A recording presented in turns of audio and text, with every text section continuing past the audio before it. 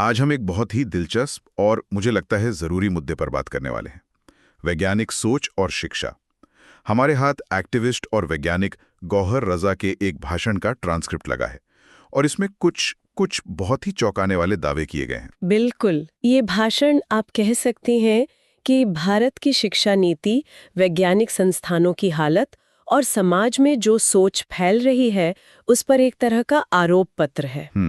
हमारा काम आज इस भाषण की एक-एक परत को खोलना है और ये समझना है कि इसमें क्या तर्क दिए जा रहे हैं और वे कितने मजबूत हैं।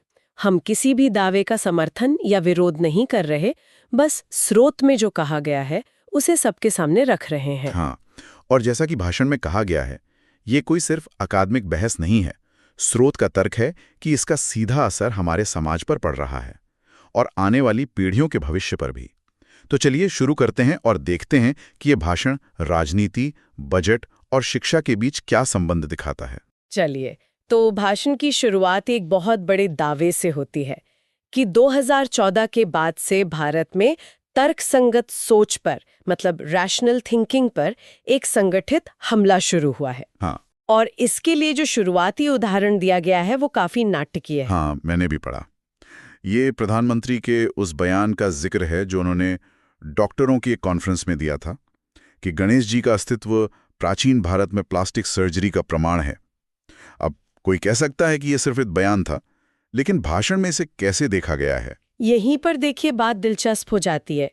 स्रोत इसे एक व्यक्ति का निजी बयान मानने से इनकार करता है। गौहर रजा का तर्क है कि ये कोई हवा में कही गई बात नहीं थी, बल्कि ये आने वाले समय में देश की विज्ञान और शिक्षा नीति की दिशा क्या होगी उसका एक बहुत बड़ा संकेत था, एक तरह से नई वैचारिक दिशा की घोषणा। और भाषण में इस बात पर भी जोर दिया गया है कि उस बयान से भी ज्यादा चिंता की बात वहां मौजूद डॉक्टरों की प्रतिक्रिया थी, है ना? बिल्कुल, वो तो और भी ज्यादा परेशान करने वाली बात थी। श्रोता के लिए सबसे ज्यादा चिंताजनक बात ये थी कि उस हॉल में बैठे 500 से ज्यादा नामी गिरामी डॉक्टरों ने इस बात पर खड़े होकर तालियां बजाईं। ये इस बात का सबूत था कि वैज्ञानिक समुदाय के भीतर भी इस तरह की सोच के लिए एक बड़ा दर्शक वर्ग तैयार था जो सवाल नहीं पूछेगा। तो ये सिर्फ एक राजनीतिक बयान नहीं रह गया था। नहीं, इसे वैज्ञानिक समुदाय से एक तरह की, आप कह सकती हैं, वैधता मिल गई थी। तो ये सिर्फ एक अकेली घटना नहीं थी। सही है। भाषण में कहा गया है कि ये तो बस शुरुआत थी। हाँ, एक शुरुआत। इसके बाद तो ऐसे बयानों की झड़ी लग गई। हाँ, ये एक पैटर्न का हिस्सा बताया गया है। जैसे एक मंत्री का ये कहना कि उन्होंने किसी बंदर को इंसान बनते नहीं देखा, इसलिए डार्विन का सिद्धांत गलत है। या फिर एक हाईकोर्ट के जज का ये कहना कि मोर ब्रह्मचारी होता है और मोरनी उसके आंसू पीकर गर्भवती होती है। ये बातें सुनने में भले ही अजीब लगे, लेकिन स्रोत का तर्क है कि ये सब तर्क संगत सोच को सामान्य बातचीत से हटाने की एक सोची समझी रणनीति थी। लेकिन डार्विन वाले बयान पर तो काफी हंगामा हुआ था। उस मंत्री को शायद इस्तीफा भी देना पड़ा था। हाँ, और भाषण में इस बात का भी जिक्र है। अंतर्राष्ट्रीय और भारतीय वैज्ञानिक समुदाय के भारी दबाव के बाद उस मंत्री को तो हटा दिया गया। लेकिन, और ये महत्वपूर्ण है, कुछ ही समय बाद एनसीईआरटी की किताबों से डार्विन के विकासवाद के सिद्धांत को ही हटा दिया गया। अच्छा, यहीं पर स्रोत एक बहुत अहम मुद्दा उठाता है कि कैसे राजनीतिक बयानबाजी अंत में नीतिगत बदलाव में बदल जाती है। बात सिर्फ कहने तक सीमित नहीं रहती, उसका असर सीधा हमारी शिक्षा व्यवस्था पर पड़ता है। तो ये सब सिर्फ बयानबाजी तक ही सीमित नहीं है, इसका कोई ठोस जमीनी असर भी दिख रहा है, जैसे कि पैसा कहाँ खर्च हो रहा है, विज्ञान के बजट पर इसका क्या असर पड़ा? आपने बिल्कुल सही नब्ज पकड़ी है। भाषण का अगला हिस्सा इसी पर केंद्रित है कि ये हमला सिर्फ वैचारिक नहीं है, बल्कि संस्थागत और बजटीय भी है। और इसका सबसे बड़ा उदाहरण पंचगव्य पर हो रहे शोध को बताया गया है। पंचगव्य मतलब गाय का मूत्र, गोबर, दूध, दही और घी, इस पर रिसर्च के लिए अलग से फंड दिया जा रहा है? जी हाँ, भाषण में विज्ञान और प्रौद्योगिकी विभाग द्वारा दिए गए फंड का जिक्र है। इसमें एक 3.5 करोड़ रुपए के प्रोजेक्ट का खास तौर पर उल्लेख है। स्रोत के मुताबिक इसमें से 1.6 करोड़ रुपए गाय के मूत्र और गोबर पर रिसर्च के लिए थे और बाकी का पैसा कथित तौर पर लग्जरी कार खरीदने और फर्नीचर पर खर्च कर दिया गया। क्या, और नतीजा? शून्य, कुछ नहीं निकला। ये तो बहुत गंभीर आरोप है। लेकिन स्रोत का मुख्य तर्क क्या है? क्या ये सिर्फ पैसे की बर्बादी का मामला है? नहीं, भाषण में इसे कैसे ही बर्बादी से कहीं ज्यादा बड़ा मुद्दा बताया गया है। वक्ता एक बहुत ही तीखा सवाल पूछते हैं, जिस देश में हर चौराहे पर पेशाब की जांच करने वाली लैब मौजूद हो, जहां मॉडर्न केमिस्ट्री की शुरुआत 100 साल पहले हो चुकी हो, वहां ये कहना कि हमें गाय के मूत्र के बारे में कुछ नहीं पता और उस पर शोध के लिए करोड़ों रुपए चाहिए, ये पूरी वैज्ञानिक बिरादरी का अपमान है।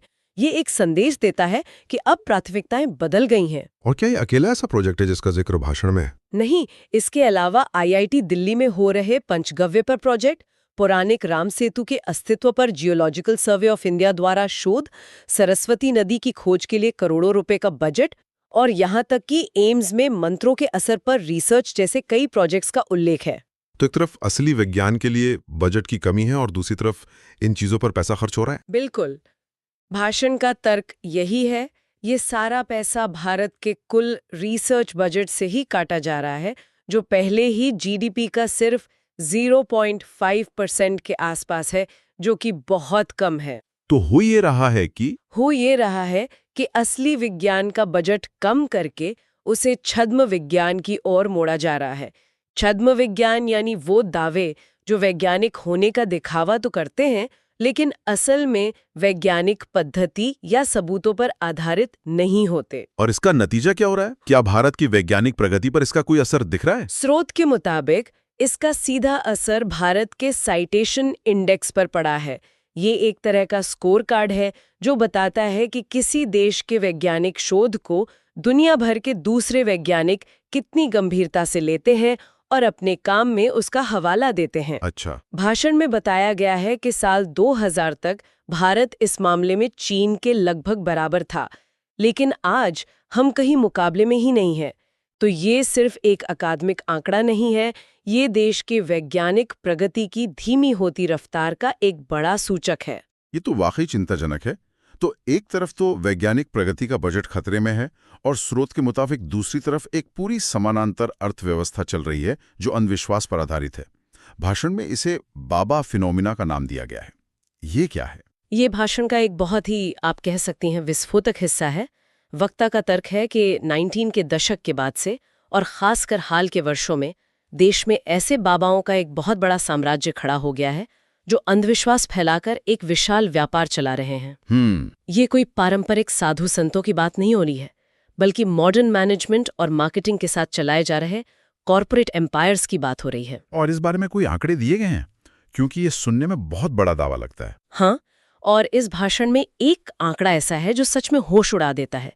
स्रोत के मुताबिक देश के सिर्फ शीर्ष 10 बाबाओं, जिनमें रामदेव, आसाराम, सदगुरु, राम रहीम जैसे नाम शामिल हैं, की कुल संपत्ति 2 लाख करोड़ रुपए है। क्या 2 लाख करोड़? जी, 2 लाख करोड़ रुपए। ये आंकड़ा तो सुनने में ही अविश्वसनीय लगता है। इसे किसी चीज के मुकाबले रख के देखें तो शायद। बिल्कुल। स्रोत इसकी तुलना देश के पूरे स्कूली शिक्षा बजट से करता है।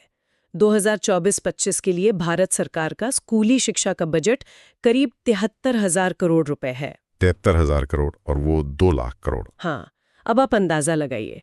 वक्ता का तर्क है कि अगर इन सिर्फ 10 बाबाओं की संपत्ति को देश के हित में इस्तेमाल किया जाए तो न केवल पूरे देश में 12वीं तक की शिक्षा पूरी तरह मुफ्त दी जा सकती है, बल्कि उसके बाद भी इतने पैसे बचेंगे कि हर बच्चे को 5,000 रुपए सालाना की स्कॉलरशिप भी दी जा सकती है। तो भाषण का तर्क ये नहीं है कि देश में पैसे की कमी है, बल्कि ये है कि पैसा गलत हाथों में केंद्रित है। एकदम सही। ये उस धारणा को सीधी चुनौती देता है कि सरकार के पास शिक्षा और स्वास्थ्य के लिए पैसे नहीं है, इसलिए निजीकरण ही एकमात्र रास्ता है।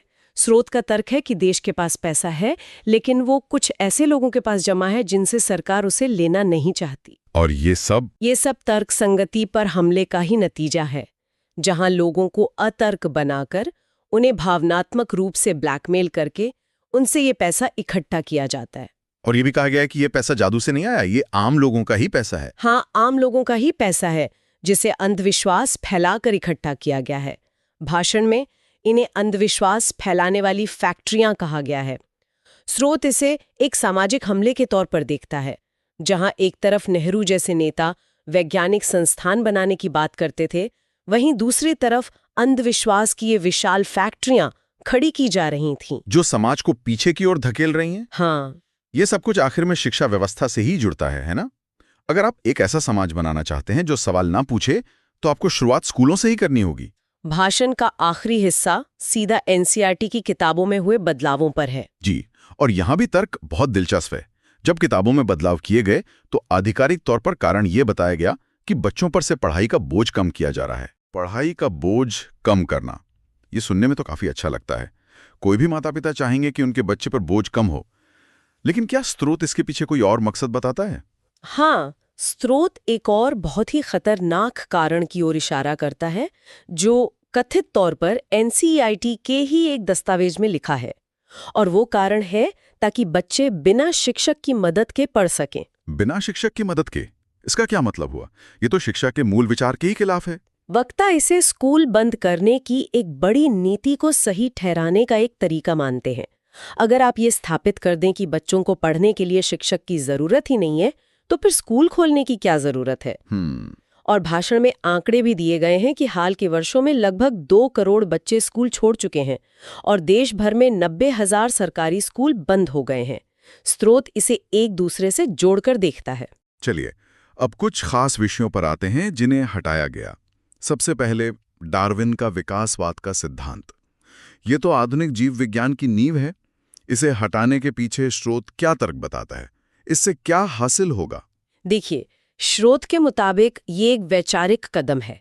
अगर आप ये स्थापित करना चाहते हैं कि इंसान की उत्पत्ति किसी अलौकिक शक्ति से हुई है या समाज की वर्ण व्यवस्था दैवीय है और शरीर के अलग अलग अंगों से अलग अलग जातियां पैदा हुई हैं, तो डार्विन का सिद्धांत उसमें सबसे बड़ी बाधा है। क्योंकि डार्विन का सिद्धांत तो हम सबको एक ही जगह से जोड़ता है ना? ये किसी को ऊंचा या नीचा नहीं बताता। बिल्कुल, वो सिद्धांत कहता है कि हम सब ने अफ्रीका में एक समान पूर्वज से शुरुआत की थी। हम सब एक ही पेड़ की शाखाएं हैं। ये विचार ही कई पौराणिक कथाओं और सामाजिक भेदभाव की जड़ पर हमला करता है। इसलिए स्रोत का तर्क है कि उसे हटाना एक वैज्ञानिक नहीं, बल्कि एक सामाजिक राजनीतिक जरूरत थी, ताकि एक खास तरह की विचारधारा के लिए जगह बनाई जा सके। और अब इसे कौन पढ़ेगा? अब देश के सिर्फ 30 लाख बच्चे जो 12वीं में बायोलॉजी पढ़ेंगे वही इसे पढ़ेंगे। बाकी पूरी आबादी को इस वैज्ञानिक सेट से दूर रखा जा रहा है। ठीक है, डार्विन की बात तो समझ में आती है वैचारिक रूप से, लेकिन पीरियोडिक टेबल क्यों हटाई गई? ये तो और भी ज्यादा हैरान करने वाली बात है। आप उसके बिना केमिस्ट्री कैसे पढ़ा सकते हैं? इसके पीछे स्रोत क्या तर्क देता है? ये वाकई हैरान करने वाला है, और स्रोत का तर्क भी उतना ही चौंकाने वाला है। उनका कहना है कि अगर आपको ये सिखाना है कि ये पूरा ब्रह्मांड सिर्फ 5 तत्वों यानी पंचभूत पृथ्वी, जल, अग्नि, वायु और आकाश से बना है, तो फिर 118 तत्वों वाली पीरियोडिक टेबल आपकी कहानी में फिट नहीं बैठती। मतलब एक पौराणिक विचार को स्थापित करने के लिए विज्ञान के एक मूलभूत स्तंभ को ही हटा दिया गया। भाषण का तर्क यही है। ये तर्क संगत सोच की नींव पर सीधा हमला है, क्योंकि विज्ञान की बुनियादी जानकारी के बिना तर्क अधूरा रहता है। जब आप विज्ञान के सबसे जरूरी औजार जैसे विकासवाद का सिद्धांत या पीरियोडिक टेबल ही बच्चों से छीन लेंगे, तो उनकी सवाल पूछने और तर्क करने की क्षमता अपने आप कमजोर हो जाएगी। तो जब हम इन सभी बिंदुओं को जोड़ते हैं, नेताओं के बयान, बजट में बदलाव, समाज में बाबा फिनोमेना का बढ़ना और फिर किताबों से विज्ञान के मूल सिद्धांतों को हटाना, तो गौहर रजा के भाषण के अनुसार ये तस्वीर क्या बनती है? इसका असली मकसद क्या है? स्रोत के अनुसार ये सब मिलकर एक बड़ी तस्वीर बनाते हैं। ये सिर्फ कुछ अलग-थलग घटनाएं नहीं है, बल्कि ये वैज्ञानिक सोच को समाज से खत्म करने का एक बहुआयामी संगठित प्रयास है। इसका असर राजनीति, बजट, समाज और शिक्षा हर स्तर पर पड़ रहा है। और इसका अंतिम लक्ष्य क्या बताया गया है? समाज को इससे क्या हासिल होगा या क्या नुकसान होगा? स्रोत का निष्कर्ष बहुत गहरा है। उनका मानना है कि वैज्ञानिक तर्क संगति ही समानता और विकास की नींव है। डार्विन का सिद्धांत हमें बताता है कि सभी इंसान बराबर हैं, हम सब एक ही स्रोत से आए हैं।